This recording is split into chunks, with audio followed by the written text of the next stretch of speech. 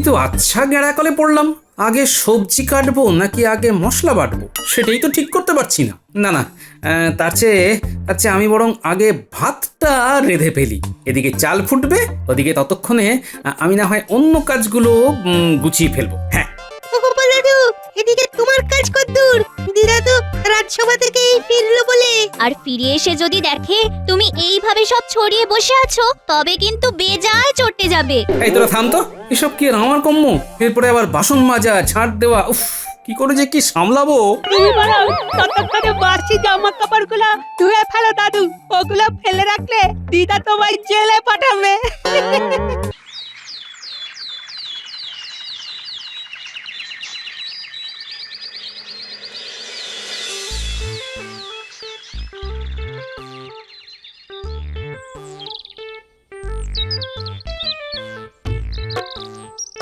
গিন্নি, ও গিন্নি, বলি গেলে কোথায়? উফ, ঘেমে নে বাজার করে ফিরে এসে যদি একটু জল বাতাসা না পাই, তুমি যাই কোথায় বলো তো? হ্যাঁ না, মনে হচ্ছে আজ আবার পুকুর পাড়ের জমায়েতে গিন্নি ভাষণ দিচ্ছে। আজ ফিরুক একবার, তারপর দেখাচ্ছি। দুজন মানুষের সংসারে এত বাসন যে কোথা থেকে পড়ে কে জানে বাপু। এই বাসন মেজে মেজে হাতে একেবারে হাজা পড়ে গেল। তা বাসনই মাজছিলে নাকি পাঁচ মাথা এক হয়ে পরনিন্দা পরচর্চা করছিলে? তোমাদের মেয়েদের কি আমি চিনি না ভেবেছো? তাই তো, এখন এটাই তো বলবে। মুখের কাছে সব সাজিয়ে গুছিয়ে তুলে দিচ্ছে কিনা, কোটা বাটা, রান্না করা, ঝাঁট দেওয়া, নেতা দেওয়া, বাসন মাজা, কাপড় কাচা, কোন কাজটা করি না। আর তুমি বলো বলো বলো বলো, আমি কি করি বলো? তুমি আবার কি করবে? কোন কাজটা তোমায় করতে হয় শুনি? ওই তো হেলতে দুলতে রাজসভায় যাও আর গায়ে হাওয়া লাগিয়ে চলে আসো। হ্যাঁ, তাই বুঝি?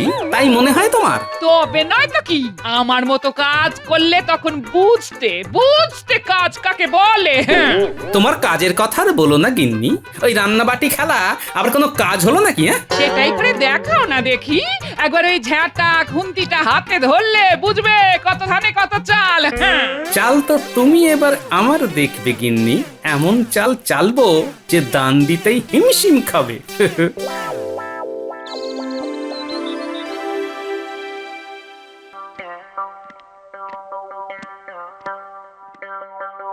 প্রণাম মহারাজ।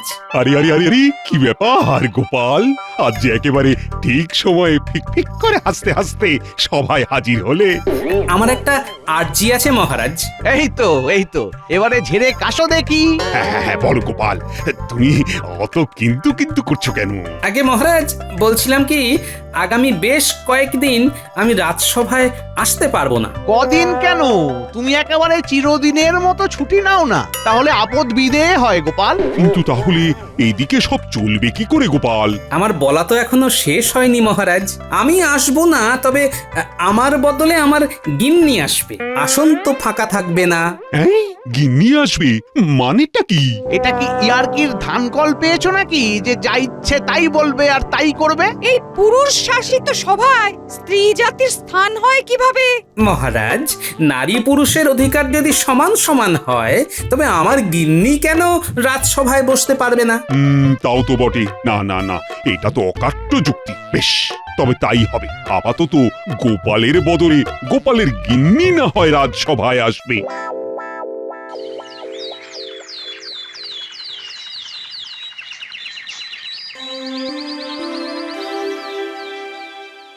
প্রণাম মহারাজ। এসো এসো এসো, গোপালের শূন্যস্থান তো তুমিই পূরণ করবে। তাই কি কখনো হয় মহারাজ? গোপালের মতো ভাঁড় আর কজন হয়, যার কথা শুনে নয়, যাকে শুধু দেখেই হাসতে হাসতে পেটে খিল ধরে যায়। এটা কিন্তু মন্ত্রী মশাই একেবারে ঠিক কথা বলেছেন। দিনে দিনে গোপালের চেহারাখানা যা হচ্ছে, তাতে আর হেঁটে নয়, গোপাল একেবারে গড়িয়ে গড়িয়ে যাবে।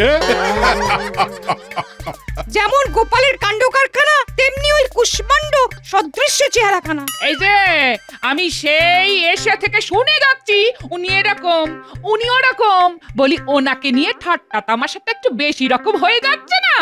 ঠিক ঠিক, মন্ত্রী মশাই যেমন বলছেন, বাকিরাও তো তেমন গলা মেলাচ্ছেন। মনে হয় ভীষণ মজা পাচ্ছেন। পাওয়ার দিচ্ছি মজা। আমি যদি এখন মন্ত্রী মশাইকে সজনে ডাটা বলে ডাকি তবে কেমন লাগবে শুনি? মন্ত্রী মশাই নাকি ডাঁটা চচ্চড়ি হবে নাকি চিবিয়ে খাবে গোটা গোটা? দেখেছেন মহারাজ, দেখেছেন গোপালের গিন্নি কিভাবে আমার মান সম্মান সব ভেঙে খান খান করে দিচ্ছে। এই শুরুটা কে করেছে মন্ত্রী মশাই? ইট মারলে তো পাটকেল খেতেই হবে।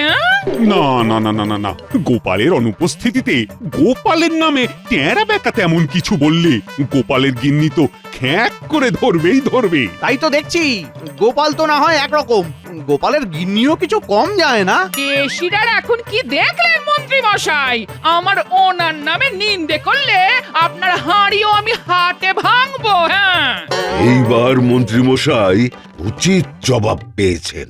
অনেক হয়েছে, এবার মোক্ষম একখানা চাল চেলে গোপালের গিন্নিকে জব্দ করতে হবে।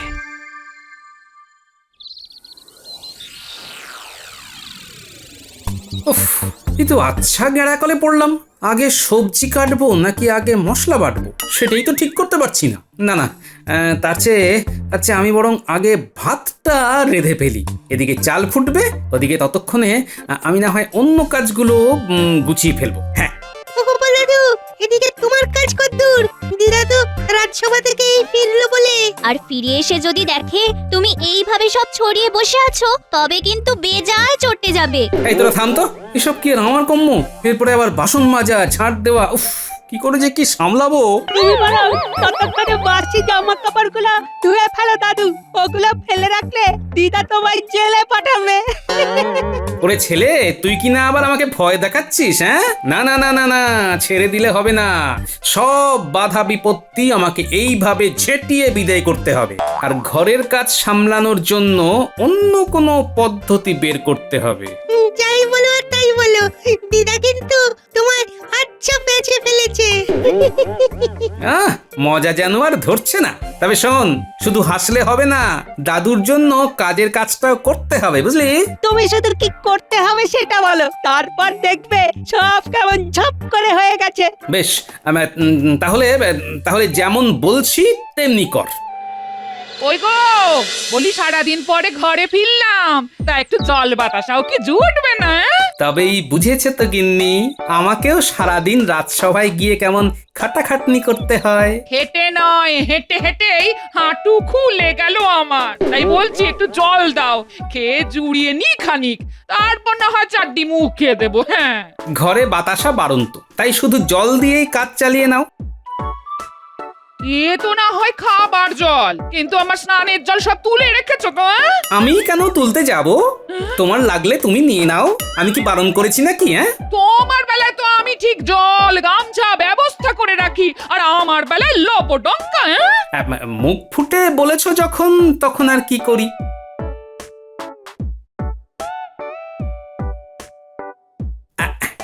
এই নাও, জল দিলাম, আর এবার আমি এলাম। এলাম মানে? এই যাবে কোথায়? বলি খাওয়া দাওয়ার পরে যে একটু জিরিয়ে নেবো, তার বিছনাপত্রর ব্যবস্থা কি করে দেবে শুনি? সেটাও আমাকেই করতে হবে? কি করব বলো? আসলে একদিন রাজসভায় গিয়েই না আমি বুঝেছি ওখানকার থেকে সুখের জায়গা আর হয় না, তাই এখানে এসে আর গতর খাটাতে ইচ্ছে করছে না। হ্যাঁ, কিন্তু এত সুখ কি আর তোমার কপালে সহ্য হবে গিন্নি? মন্ত্রী মশাই যখন আছেন তখন তিনি তো কলকাঠি নাড়বেনই নাড়বেন। আর তখন তুমি টের পাবে সুখ কাকে বলে।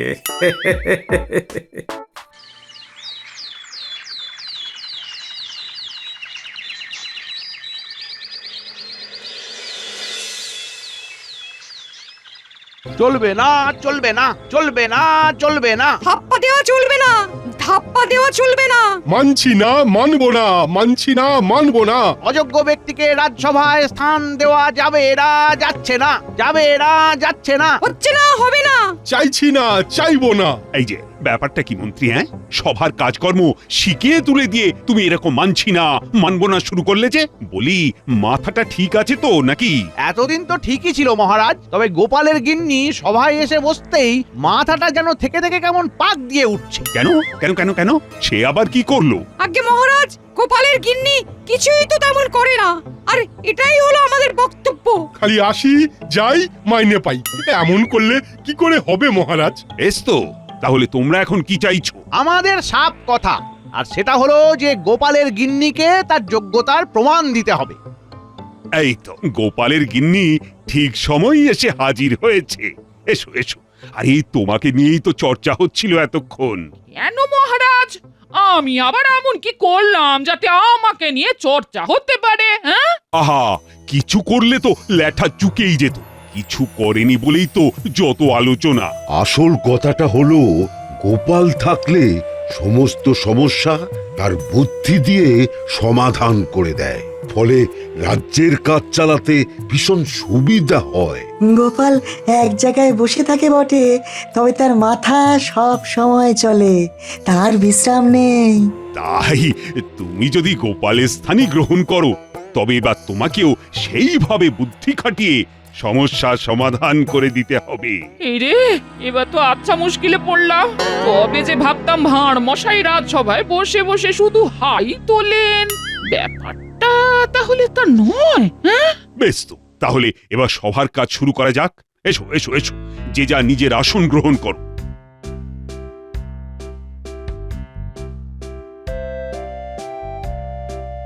শোনো মন্ত্রী, রাজকোষে নিয়মিত অর্থ জমা পড়ছে না, তাই তুমি অবিলম্বে গ্রামে গ্রামে ঘোষণা করে দাও যে রাজস্ব জমা করতে হবে।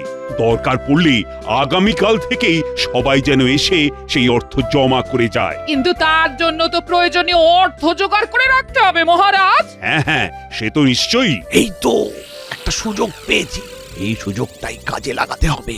কি হলো মন্ত্রী, চুপ করে আছো যে? আগে মহারাজ, সবই ঠিকঠাক আছে, কিন্তু কথা হলো ঘোষক দুজনেই তো খুব অসুস্থ, তাই ঘোষণাটা করবে কারা? এখন তো ঘোষণা করাও সম্ভব নয়। বলো কি, তাহলে তো আচ্ছা মুশকিল। মুশকিলের আর কি আছে, এমন সব মুশকিলেই তো আপনার গোপাল মুশকিল আসান হয়ে সব সমস্যার সমাধান করে দিত। এখন যখন গোপালের গিন্নি আছে, তখন ওই কিছু করুক। হ্যাঁ হ্যাঁ, না হলে উনি আর কোন কাজে লাগবেন? কই দেখি ওনার উর্বর মস্তিষ্ক থেকে কিছু উন্নত বুদ্ধি বের হয় কিনা। ভারী বেকায়দায় পড়লাম দেখছি। সমাধান তো কিছু একটা করতেই হবে, না হলে এরা যেভাবে আমাকে কোণঠাসা করছে তাতে তো রাজসভায় টেকাই দায় হয়ে যাবে। না না না না না, ভাঁড় মশাইকেও তাহলে সারাক্ষণই কিছু না কিছু ভাবতে হয়। কাজটা তো মোটেই সহজ নয় দেখছি। হ্যাঁ, একদম সহজ নয়। আহা, উপায় কিছু পাওয়া গেল নাকি শুধু বসে থেকেই হাপিত্তেশ করতে হবে? না না, উনি তো কিছু ভাবছেন মনে হচ্ছে, উপায় কিছু একটা পাওয়া যাবে বই কি। যাবে যাবে করে তো সময়টাও চলে যাচ্ছে, পারবে কি পারবে না। মেয়েরা যে কি পারে আর কি যে পারে না তা তো কেউ জানে না। না না না না, এবার একটা বুদ্ধি এসেছে। কি হলো? আরে নিজের মনে কি বিড়বিড় করছো? হ্যাঁ হ্যাঁ, মনে যদি কিছু থাকে তাহলে মুখে বললেই তো হয়ে যায়। সবাই জানবে গোপালের গিন্নিও কম নয়। মহারাজ, ভেবে দেখলাম এই খবরটা ছড়িয়ে দিতে আমার আধ ঘন্টা সময়ও লাগবে না। হ্যাঁ, আমাকে একবার শুধু পুকুর পাড়ে যেতে হবে, তাহলেই কাজ হয়ে যাবে। হ্যাঁ হ্যাঁ, তাই নাকি? বেশ তো, যেখানে গেলে যা হয় তাই করো তবে। এই তো ঝাঁট দেওয়া হয়ে গেছে, এবার পাতনটা ঠিক মতো পেতে দিয়ে গ্যাঁট হয়ে বসে থাক। আমার কুঁচোগুলো যদি কথা মতো সবটা গুছিয়ে ফেলে তবে বাকি কাজও ঠিক হয়ে যাবে। এই তো আমরা এসে গেছি গোপাল দাদু, তুমি যেমন যেমন বলেছিলে আমরা তেমন তেমনই করেছি। সবাইকে খবর দেওয়া হয়ে গেছে, লোকজন এক্ষুনি সব এলো বলে। বাহ বাহ বাহ বাহ, বেশ বেশ বেশ, এদিকেও তো সব গোছানোই আছে। তোরা তাহলে ততক্ষণে যে শুকনো শাল পাতা এনেছিস সেগুলো দিয়ে থালা বানিয়ে ফেল চটপট। এই যে এইভাবে। তুমি কিচ্ছু চিন্তা করো না দাদু, সবাই আসার আগেই আমাদের কাজ হয়ে যাবে। না না, আমি কেন চিন্তা করব? চিন্তা তো করবে তোদের দিদা। ওই তো পুকুর পাড়ে গ্রামের মেয়েরা জড়ো হয়েছে, এবার ওদের কাছে গিয়ে বেশ সাজিয়ে গুজিয়ে কথাটা পারতে হবে। কি গো সবাই যে দেখছি মুখে তালা এঁটেছো, হ্যাঁ? কাজে চাপ আছে বুঝি? হ্যাঁ, মুখ আর বুঝলাম কই, যত যাই হোক মুখ বুঝে আমি থাকতে পারবো না গো। কথা বলতে না পারলে না আমার বাবু পেট ফুলে আইডাই করে। এ কি আর আমি জানি না, তাই তো কথাটা বলতে আমি ছুটে এলাম। হ্যাঁ, উমা, কি কথা গো? মনে হচ্ছে যে এমন তেমন নয়, বেশ তেমন তেমন কোনো কথা নাকি? সে তো বটেই, না হলে কি আর তোমাদের শোনানোর জন্য আমি এমন হাঁক পাক করি? হ্যাঁ, আহা, কথাখানা কি সেটা তো বলবে নাকি? কথাটা হলো যে মহারাজ গোপনে একটা পরিকল্পনা করেছেন। খাজনা জমা দিতে হবে, তাও আবার কালকের মধ্যেই। আর খাজনার অর্থ জোগাড় করতে না পারলে জমির দলিল কেড়ে রেখে দেবেন। হ্যাঁ, ও মা, বলো কি গো, সে তো মারাত্মক কথা।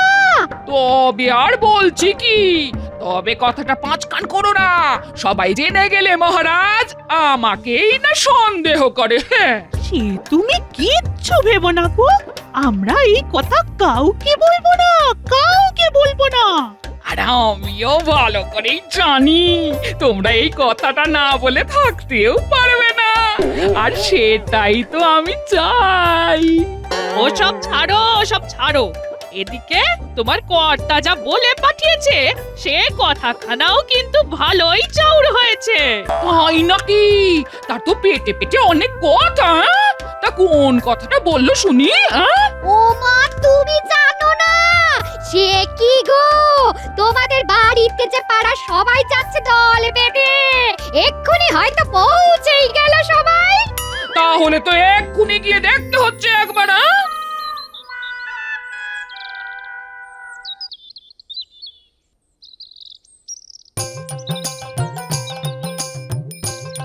এই তো সবাই একে একে হাজির হচ্ছে দেখছি। আর যারা আসছে তারাও তো কিছু না কিছু নিয়ে আসছে। কেউ চাল, কেউ ডাল, কেউ সবজি, কেউ নুন তেল নিয়ে আসছে। না, যেমন ভেবেছিলাম তেমনই হচ্ছে। দাদু, সবাই তো এসে গেছে, এবার কি করবে সবাই মিলে?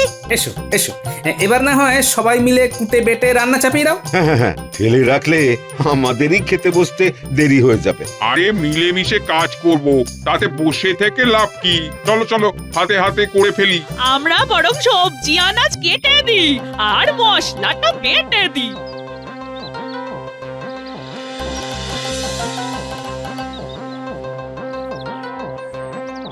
এসব কি হচ্ছে? হ্যাঁ? এখানে তো হই হই কাণ্ড দেখছি। হ্যাঁ, ভালোই হয়েছে গিন্নি, এসে যখন পড়েছো তখন হাত মুখ ধুয়ে নাও, একেবারে গরম গরম খাবার খাবে। এসবের মানেটা কি? হ্যাঁ, এরা সবাই এসে এরকম মিলেমিশে রান্না বান্না করতে শুরু করে দিল কি করে? হ্যাঁ, এই মিলে মিশে খাওয়ার হুজুগটা তো গোপাল দাদুই তুলেছে। আর একবার কানে যেতেই লোকজন ছুটে ছুটে এসে নিজেরাই কাজে লেগে পড়েছে। আর থালা বাটি মাজা ধোয়ারও ব্যাপার নেই, কারণ এই শাল পাতায় খেয়ে যথাস্থানে ফেলে দিলেই হবে। ধন্যি বুদ্ধি তোমার। তবে আমিও একটা মোক্ষম বুদ্ধি চেলেছি, সেটা কতটা কাজ করলো এখন সেটাই দেখার। হ্যাঁ,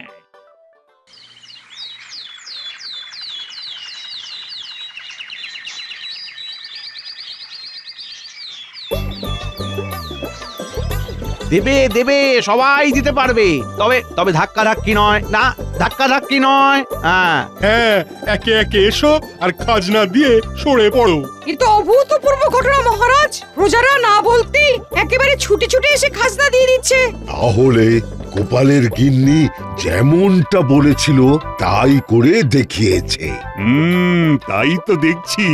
না না না না না না, তোমার বুদ্ধির তেজও তেমন কিছু কম নয়। বাককাণ্ড, ঘোষণা না হওয়া সত্ত্বেও সবাই খাজনা দিতে এসেছে কি করে? কি আর এমন হয়েছে? ঝড়ে কাক মরেছে আর ফকিরের কেরামতি বেড়েছে। তাই বলে হয়? বুদ্ধি করেই তো গোপালের গিন্নি সবাইকে হাজির করেছে। এখন শুনতে হবে কি সেই বুদ্ধি।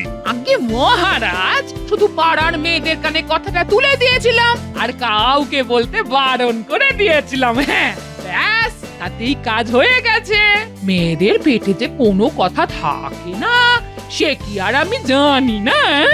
উমা, গোপালের গিন্নি কি বুদ্ধি! বেশ বেশ বেশ, খুব হয়েছে খুব হয়েছে।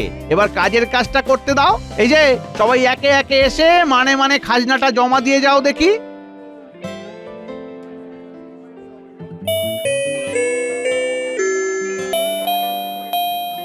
তাহলে আমার খাজনাটাও জমা নিয়ে নিন মন্ত্রী মশাই। গলাটা যেন কেমন চেনা চেনা লাগছে।